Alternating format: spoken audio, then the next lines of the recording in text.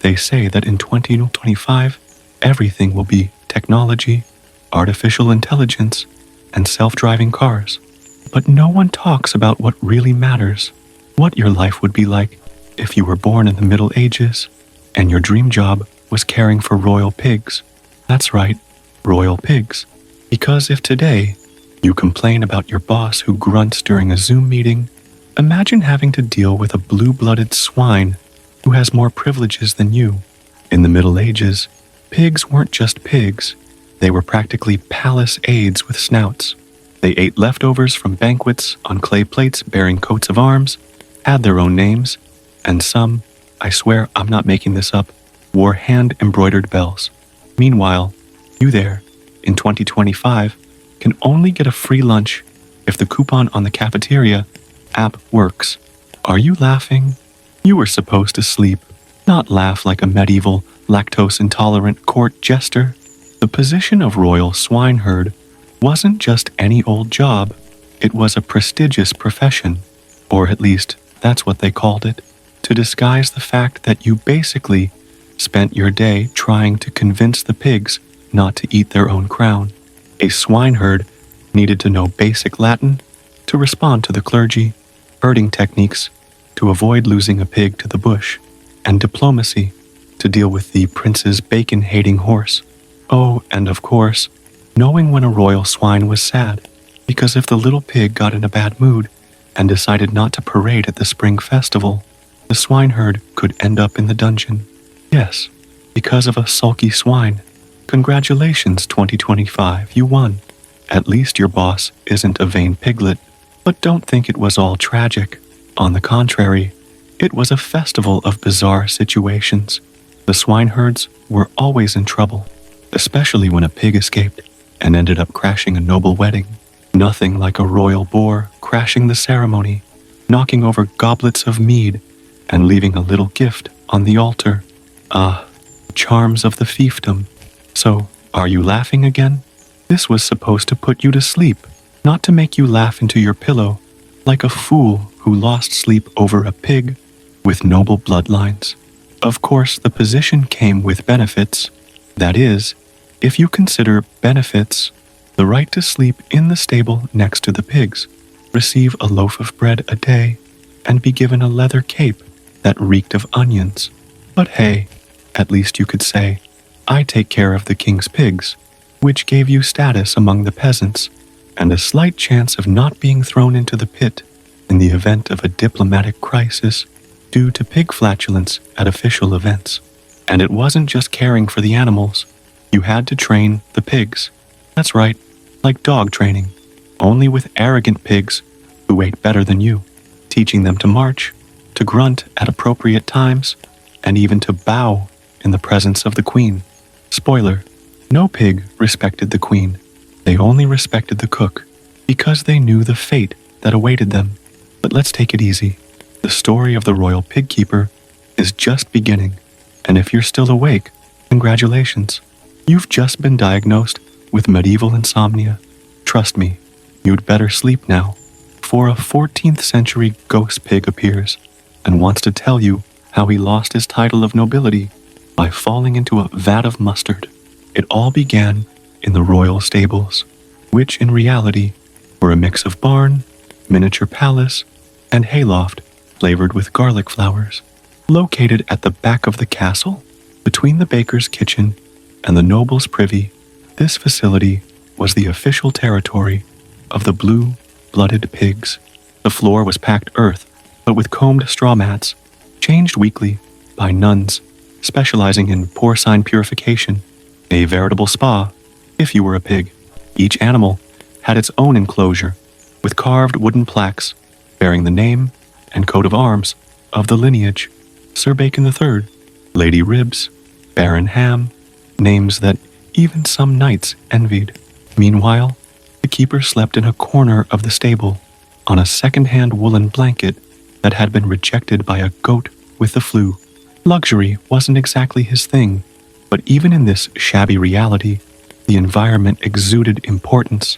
The pig's stable was surrounded by royal guards, not for fear of intruders, but for fear that a pig might escape and ruin the St. Porcald supper ceremony once again. It was tradition for the royal pigs to participate in the procession, marching in miniature velvet capes, each embroidered by the king's grandmother. Once, one of the pigs, the famous Duke Chorizo, ran into the procession and knocked the Bishop of Flanders into a wine barrel. The wine was never seen again, nor was the bishop. The routine in the stable was intense. At dawn, the pigs were awakened by flutes, played by apprentice minstrels. No one wants a medieval flute upon waking, but pigs were demanding. Then came the baths, warm water, herbal soap, and a brushing that felt like a therapeutic massage.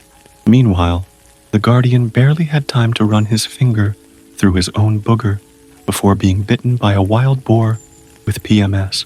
Oh, and the smell. Let's talk about the smell. If you think a crowded gym in January smells fishy, try entering an enclosure with 8 noble pigs fed on truffles and roasted onions.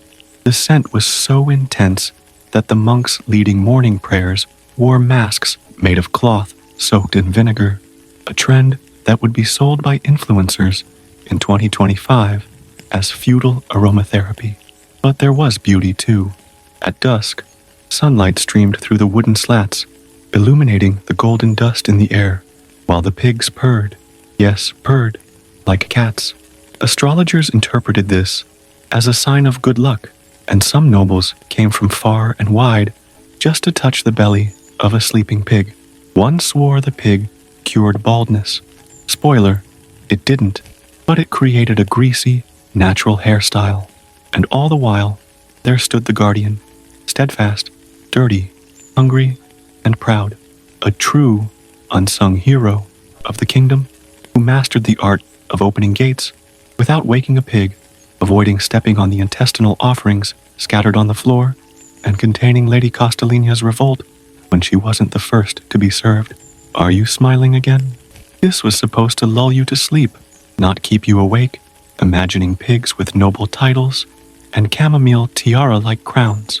Close your eyes, or I'll summon the night of the deep slumber. And remember, this is just the beginning, because when you live surrounded by pompous pigs, the chance of drama and tragedy with the smell of mud only increases. Take a deep breath and try to relax, even if deep down you're imagining an aristocratic pig judging you from a throne of hay. Being a keeper of royal pigs wasn't just about throwing corn in the air and hoping not to be run over by a hungry boar. It was a position steeped in ceremony, tradition, and a rule book that would make any modern lawyer retire. Keepers had to memorize a parchment with 127 clauses, all written in Latin, Old French, and for some inexplicable reason, also in pig language, a form of communication based on grunts, sniffles, and scratches on the bottom. The first rule was clear. A royal pig does not step in common mud. This meant that every morning, before the rooster crowed, the keeper had to check the soil in the pen. If the mud was too sticky or lacking a noble aroma, he had to replace it with a refined mixture of dried hay, lavender herbs, and monastery dust. And if the pig grumbled, punishment in the reflection pit, where the keeper spent an hour staring at his own reflection in a basin of water. Swine meditation was serious business. The second rule, the guardian could only feed the pigs with his left hand, wearing gloves made of cloth blessed during the last lunar eclipse. This was because, according to the Treaty of the Holy Animals, royal pigs could absorb the peasant's luck if touched with their right hand, and this would unbalance the fiefdom. The glove, besides being smelly, was sewn from virgin goat hair. And if you thought, this is crazy, congratulations, you're still awake, and that's a classic symptom of medieval insomnia. Another gem of the rules.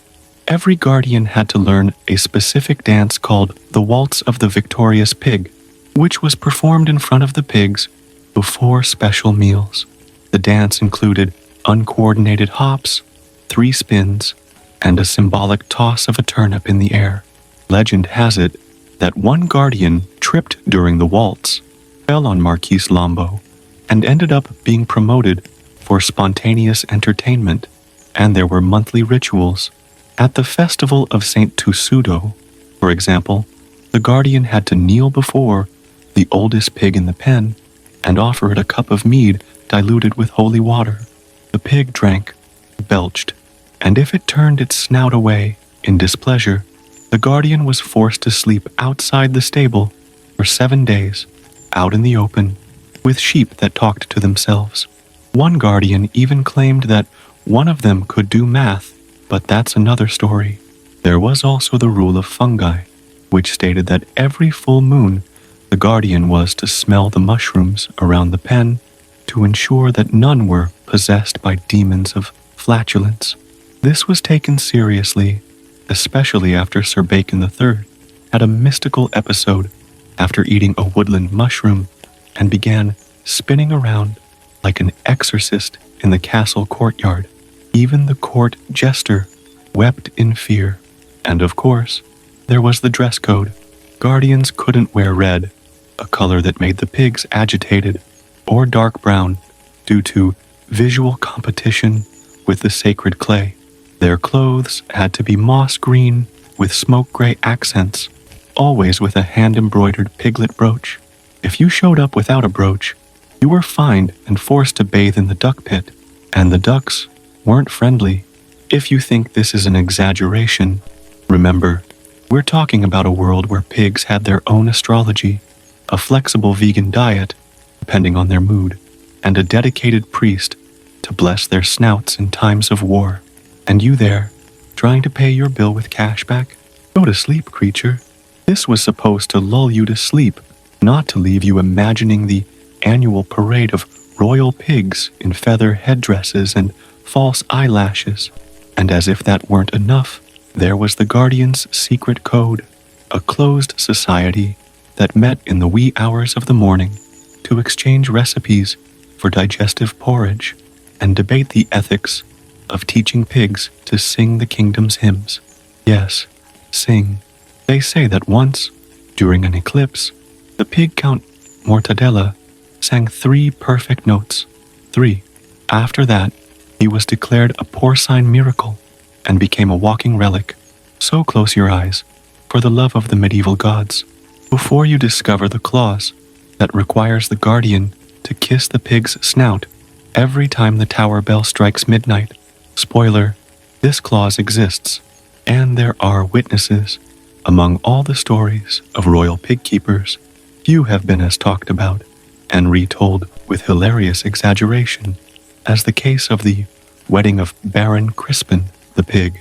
This saga began on a cloudy morning when the chief keeper of a renowned fiefdom named Sir Galderio da Palha, also known as the Galderio who slept standing up, woke up late for the pig enthronement ritual, thinking it was Princess Florisbella's wedding. To give you an idea of the level of confusion, King had ordered 2 events to be held on the same day, his daughter's wedding and the royal pig's spring ritual. The first involved rings, musicians, and a priest with a thunderous voice. The second involved flowers, a milk bath, and a ceremonial headdress with virgin rooster feathers. But Sir Galderio, sleepy and with rheumy eyes, took Baron Crispin the pig straight to the royal altar, dressing him in a golden linen robe and a makeshift crown made from a bread basket. The ceremony had already begun when the pig entered triumphantly, letting out a long, thunderous grunt that echoed from the cathedral windows. The people thought it was a symbol of fertility. The princess thought it was a prank. The groom fainted from fright and fell into the baptismal font. No one knew what was happening until the pig was pushed to the altar, where he received an official blessing from the archbishop before anyone realized they had married a swine of noble status. And before you laugh again, hold that laughter, noble warrior of the night, because this content is for dozing off, not cackling like a peasant who found expired cheese. Know that the confusion resulted in a royal decree. No pig shall be permitted to marry humans, except under enchantment or mystical emergency. Yes, that became law, with a seal and all.